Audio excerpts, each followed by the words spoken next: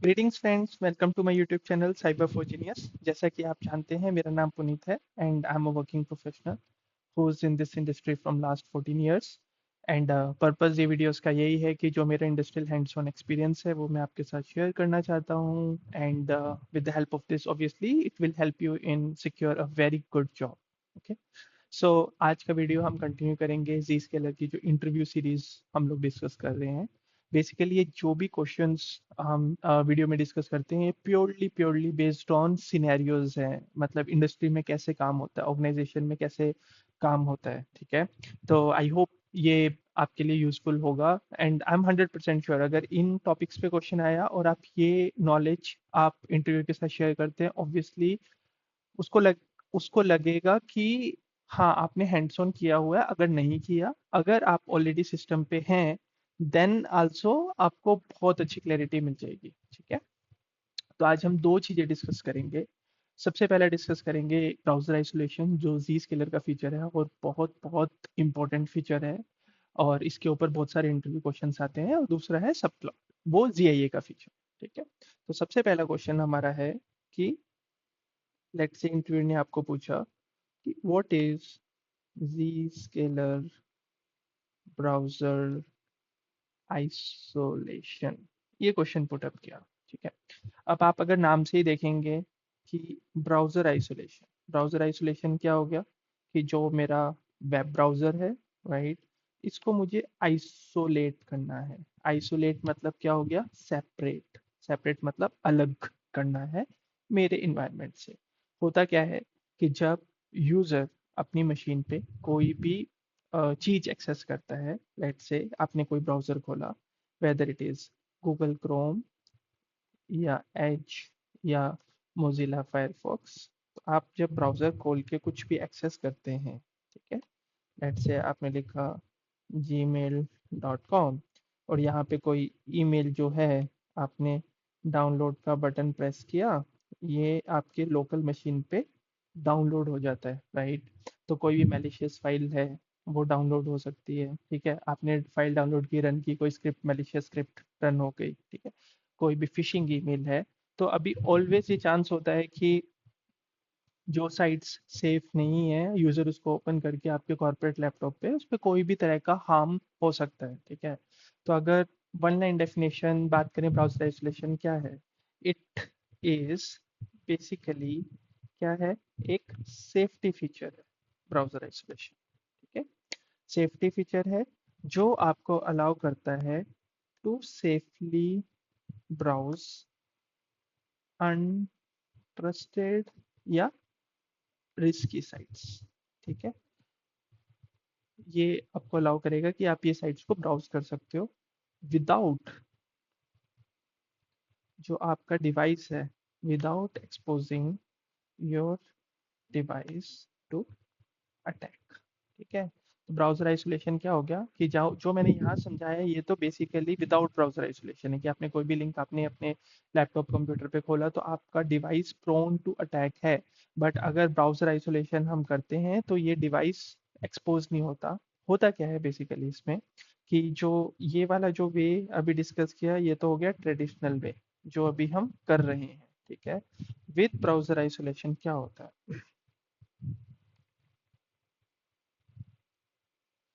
इसमें जब यूजर कोई भी लिंक को क्लिक करता है, बेसिकली ये सबसे पहले तो ये बात करते हैं ये क्यों, कहाँ पे क्यों इम्प्लीमेंट होता है। लेट से जो अगर डोमेन्स है, न्यूली कैटेगराइज्ड डोमेन्स हैं, ठीक है, न्यूली रिवाइव्ड डोमेन्स हैं, ये क्वेश्चन आ सकता है कि किस कैटेगरीज के ऊपर नॉर्मली यूज करते हैं। ठीक है, डोमेन्स कई ऑर्गेनाइजेशंस मिसलिनियस पे भी करती है अगर मिसलिनियस कैटेगरीज है। ठीक है, या अनकैटेगराइज्ड डोमेन्स हैं। ओके, इन सबको आप ऑनबोर्ड कर सकते हो ब्राउजर आइसोलेशन पे। तो होता क्या है, जब कोई भी कैटेगरी का यूआरएल, सो लेट से www.abc1.com, ऐसा कोई लिंक आया किसी यूजर को और ये इस कैटेगरी का है, फॉर एग्जांपल न्यू कैटेगराइज, अगर ब्राउजर आइसोलेशन यूज कर रहे हैं तो जब यूजर इस लिंक को क्लिक करेगा तो एक सैंड बॉक्स इन्वायरमेंट खुलेगा। सैंड बॉक्स इन्वायरमेंट क्या, वर्चुअल इन्वायरमेंट जो आप देख सकते हो, बट इस पे अगर कुछ भी होगा तो आपकी मशीन को अफेक्ट नहीं करेगा बिल्कुल भी। तो ये इस इन्वायरमेंट में खुलेगा, इसमें लिखा आएगा कि एक आइसोलेटेड इन्वायरमेंट है, यूजर को एक्सपीरियंस ऑलमोस्ट सेम रहेगा, बट एडमिन की चॉइस है कि वो क्या फीचर्स को एनेबल डिसेबल करता है। लेट्स से आपने इसको पर्सनल वेब मेल पे लगा दिया। जैसे एक ऑफिस का यूजर जब gmail.com खोलेगा तो वो यहाँ पे ब्राउजर आइसोलेशन पे खोलेगा। आपने क्या रिस्ट्रिक्शंस लगा दी कि user not able to upload, मतलब अपने कॉर्पोरेट लैपटॉप से कोई भी फाइल अपलोड नहीं कर सकता, ठीक है। User not able to copy, not able to paste, ये सब फंक्शनलिटीज आप लगा सकते हो। यहाँ पे एक वाटर मार्किंग भी लग सकती है विद ऑर्गेनाइजेशन नेम। तो ऐसे बहुत सारे फीचर्स हैं जो ये ब्राउजर आइसोलेशन अलाउ करता है। और इसका बेनिफिट क्या है, मान लो आपने जीमेल खोला, जीमेल में कोई भी अटैचमेंट है, जब आप उसको डाउनलोड करोगे, ठीक है, अटैचमेंट डाउनलोड हो गई ऑन ब्राउजर आइसोलेशन, तो ये आपके लोकल मशीन पर फर्स्ट टाइम नहीं आएगी। ये पहले जाएगी सैंडबॉक्स इन्वायरमेंट में, ये होगा स्कैन कि ये मैलिशियस तो नहीं है। हाँ, ये स्कैनिंग में टाइम लगता है 5 to 15 मिनट्स। अब आप क्वेश्चन करोगे कि यूजर बोलेगा कि मेरा तो, लेट्स से कि वो कोई बिजनेस पर्पस के लिए पर्सनल ईमेल यूज कर रहा है, तो मेरा तो बिजनेस इम्पैक्ट है, इतनी एक एक अटैचमेंट के लिए इतना वेट मैं नहीं कर सकता। तो उसमें एक ऑप्शन होता है टू व्यू। तो ये जो फाइल है, दो जी स्केलर उसको कंसिडर कर रहा है ये मैलिशियस है, हम लोग स्कैन कर रहे हैं, वो ऑप्शन देता है to view the file without ActiveX control. मतलब उसमें कोई भी मैक्रोज या कोई भी तरह का स्क्रिप्ट्स है वो सब डिसेबल करके आपको एक व्यू फॉर्म में आपको दे सकता है, आप उसको डॉक्यूमेंट को देख सकते हो टिल द टाइम ये स्कैन हो रहा है। And once this scan is completed, then it will give a verdict कि जो अटैच्ड फाइल है वो मैलिशियस नहीं है and you can download the file, ठीक है। आई होप ये क्लियर है। मैं एक क्विकली इसको समराइज करके आपको बताता हूँ। जी स्केलर ब्राउजर आइसोलेशन अभी हमने डिस्कस किया, क्या चीज़ है वो, बेसिकली एक सेफ्टी फीचर है जो आपको सेफली अलाउ करता है कोई भी लिंक जो मैलिशियस है, जो अनट्रस्टेड है, उसको एक्सेस करने के लिए, ठीक है। ये बेसिकली डिपेंड्स करते हैं प्योरली अपनी ऑर्गेनाइजेशन पॉलिसीज के ऊपर। कुछ ऑर्गेनाइजेशन ये पॉलिसीज अप्लाई करती हैं जो यहाँ बताया, जैसे newly categorize, newly revived, miscellaneous और अनकैटेगराइज्ड डोमेन की पॉलिसीज अप्लाई करती हैं, ठीक है। कुछ ऑर्गेनाइजेशंस ये भी बोलती है कि ठीक है, मुझे जो पर्सनल वेब मेल है, जीमेल, याहू वगैरह जो भी है, जीमेल हो गया मेरा, याहू हो गया, ये सब ब्राउजर आइसोलेशन पे जाना है, और मैं ये policies as an organization user को ये फीचर्स अलाउ नहीं कर सकता। तो इसमें ऑर्गेनाइजेशन का जो भी डाटा सोवरेनिटी वो हो गया, बेसिकली डाटा ऑर्गेनाइजेशन से बाहर लीक नहीं हुआ via personal email. Users personal email भी चेक कर सकते हैं अगर वो बिजनेस केस है, ठीक है। एंड थर्ड जो भी बेनिफिट है कि जब जो भी अटैचमेंट वगैरह डाउनलोड होगी वो पहले जाएगी सैंडबॉक्स इन्वायरमेंट में, लोकल मशीन में नहीं जाएगी, वो पहले जाएगी सैंडबॉक्स में, फिर वो स्कैन होगा। पोस्ट स्कैनिंग वो आप लोकल मशीन में डाउनलोड कर सकते हो, and there is an option to view that attachment. So बहुत अच्छा फीचर है, आप इसको और पढ़ सकते हैं नेट के ऊपर, बट जितना टेक्निकली है वो सब कवर हो गया है, तो अब आप जब इसको गो थ्रू करोगे तो आपको बहुत इजीली ये समझ आ जाएगा, ठीक है। और अब नेक्स्ट क्वेश्चन हम डिस्कस करते हैं जो है सब क्लाउड। ये भी बहुत इंपॉर्टेंट क्वेश्चन है, बहुत बार इंटरव्यूज में पूछा जाता है, सब क्लाउड क्या है। तो ZIA की जब हम बात करेंगे, जो कि अपना जी स्केलर इंटरनेट एक्सेस है, ठीक है। तो जी स्केलर इंटरनेट एक्सेस में ट्रैफिक फ्लो यही होता है कि लेट से यूजर है, वो अगर रोड वॉरियर है, अब रोड वॉरियर क्या है, जी स्केलर की टर्मिनोलॉजी में रोड वॉरियर क्या है, रिमोट यूजर जो घर से काम कर रहा है या कैफे से काम कर रहा है या ट्रैवलिंग के टाइम पे काम कर रहा है, means in short not in corporate location, ठीक है। अब इसका ट्रैफिक कैसे जाता है, ये जी स्केलर क्लाउड में जाता है, तो जी स्केलर का डाटा सेंटर है जो इसको प्रोसेस करता है, जी स्केलर इसको बोलती है सर्विस एज, ठीक है। अब ये सर्विस एज जो है ये बेसिकली पब्लिक सर्विस एज है जो हम बात कर रहे हैं। क्यों है पब्लिक सर्विस एज, क्योंकि ये सबका डाटा प्रोसेस कर रहे हैं, ये कॉमन है, ये शेयर्ड सर्विस एज है, सभी ऑर्गेनाइजेशंस का डाटा इसके ऊपर जा रहा है, ठीक है। अब होता क्या है, लेट से फॉर एग्जांपल, लेट से एक एग्जांपल है ये ना, लेट से 50 सर्विस एज है। अब 50 सर्विस एज में क्या क्या इश्यूज हो सकते हैं, कोई एक मेरा सर्विस एज काम नहीं कर रहा, बट स्टिल उसका जो भी डाटा है, जो कनेक्टिविटी है, अगर उसके उस पे जाएगी तो यूजर को क्या आएगा, इम्पैक्ट आएगा, ठीक है।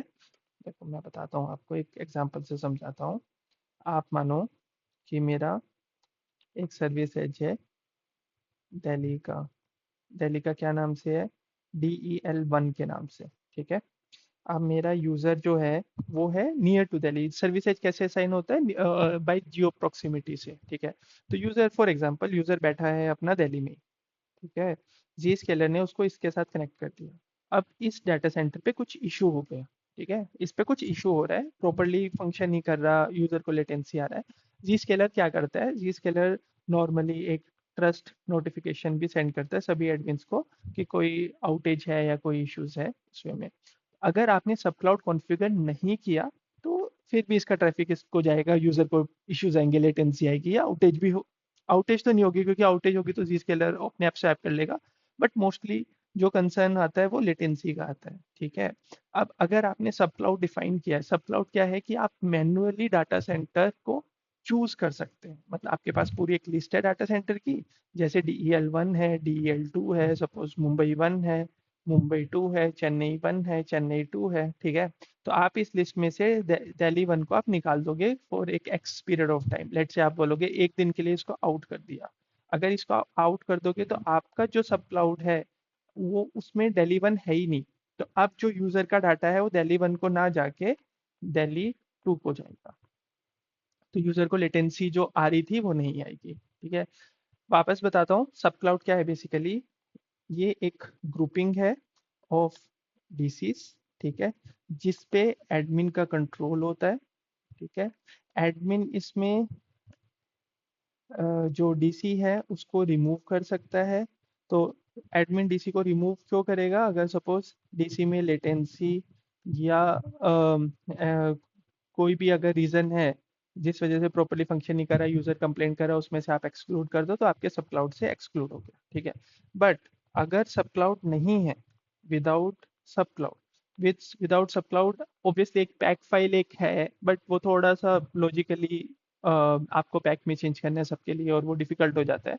विदाउट सब, नहीं तो आप ऐसे मानो इन जनरल विदाउट सब क्लाउड तो स्टिल जो है वो यूजर का ट्रैफिक वो डीसी पे जाएगा और यूजर को लेटेंसी आएगी, यूजर का एक्सपीरियंस जो है वो बैड ही रहेगा। ठीक है।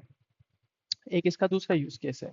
दूसरा यूज केस है, लेट से आप बोलोगे कि जो मेरी ऑर्गेनाइजेशन है, ठीक है, इसमें यूरोप में कंप्लाइंस है कि यूरोप के यूजर्स जो हैं उसका डाटा यूरोप में रहना चाहिए। ठीक है।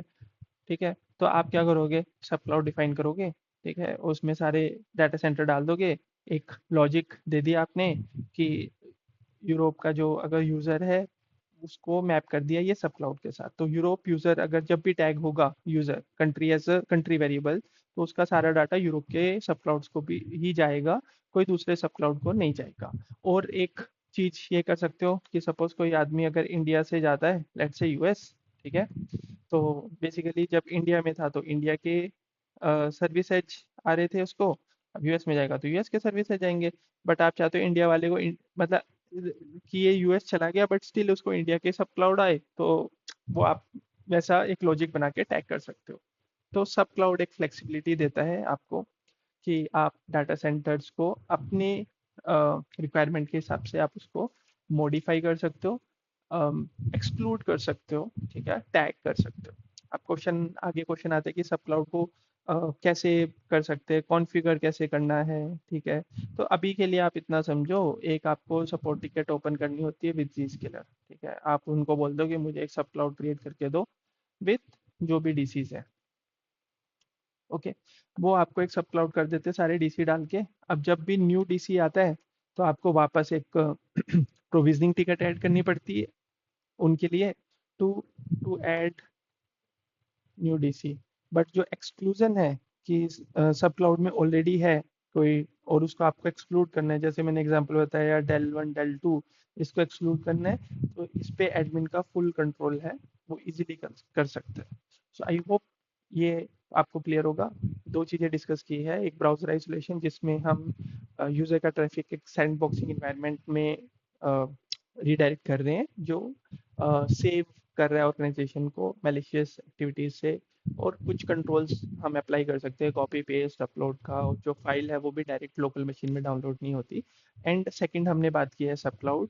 सब क्लाउड जो है वो फ्लेक्सिबिलिटी देता है either to exclude a data center और to restrict a set of users कि ये users will connect only to these data centers. ये जो भी जब भी लॉजिक आता है वो उसके लिए बहुत बेनिफिशियल है। ऑर्गेनाइजेशन स्टैंड पॉइंट से सब क्लाउड होना बहुत अच्छी बात है बिकॉज बहुत बार ऐसा होता है कि कोई डाटा सेंटर में लेटेंसी है तो आप वो डाटा सेंटर को एक X period of time let से 3 hours 1 day 6 day I think 7 days की एक विंडो होती है उसके लिए आप उसको एक्सक्लूड कर सकते हो।